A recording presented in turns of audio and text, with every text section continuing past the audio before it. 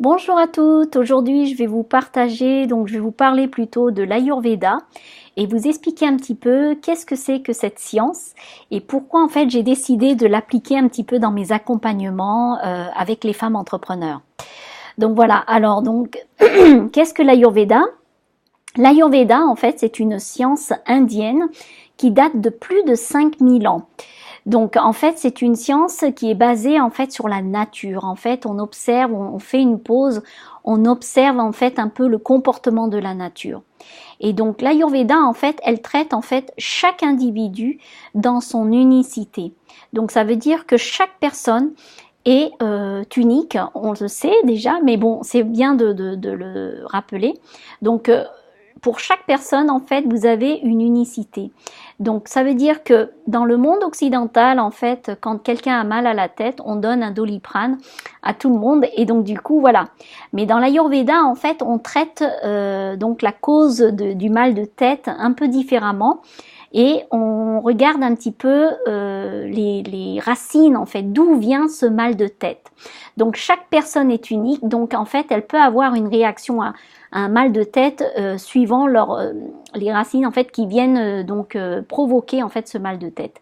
Donc c'est vraiment important de comprendre que en fait vous êtes chacun unique et donc du coup vous avez un certain mode de fonctionnement et il est important vraiment que vous le compreniez et justement l'Ayurveda, en fait, qui est une science de la vie, vous permet en fait de mieux vous connaître et de mieux comprendre votre mode de fonctionnement.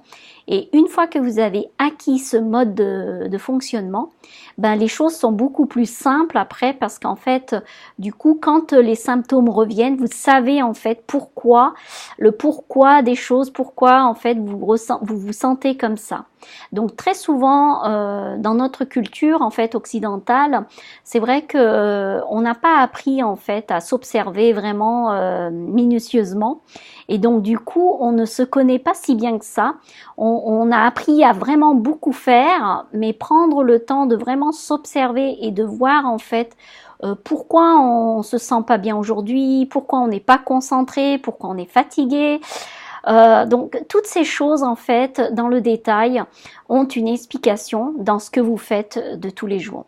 Donc c'est vraiment important comment vous agissez en fait au quotidien puisque l'Ayurveda en fait va vous aider en fait à vous observer, en fait vous êtes votre propre lab et donc du coup vous allez mieux vous comprendre et donc vous pourrez plus vite, vous allez mieux vous comprendre et plus vite en fait vous allez pouvoir actionner sur les choses qui sont à corriger et donc du coup pour améliorer en fait votre état d'énergie et votre niveau de bien-être.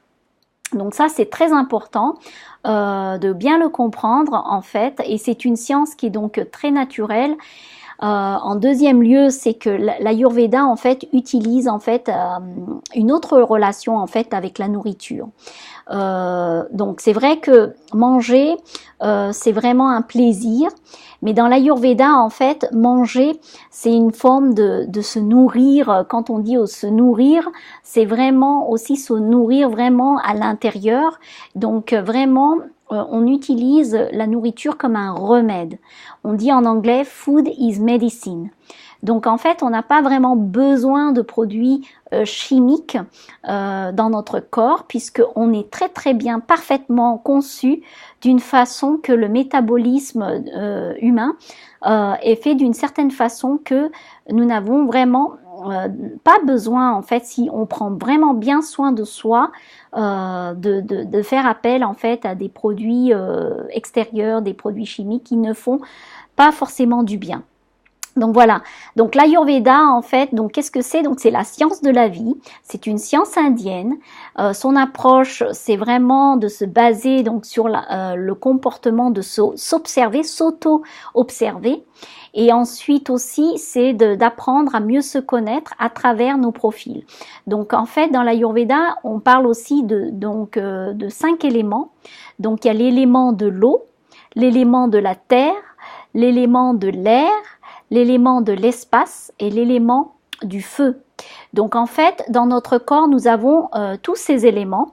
Voilà, on est fait comme la nature, on a ces 5 éléments. on est considéré un peu, donc on fait partie de la nature. Donc ensuite, on est basé sur, on parle de constitution ou de profil ayurvédique.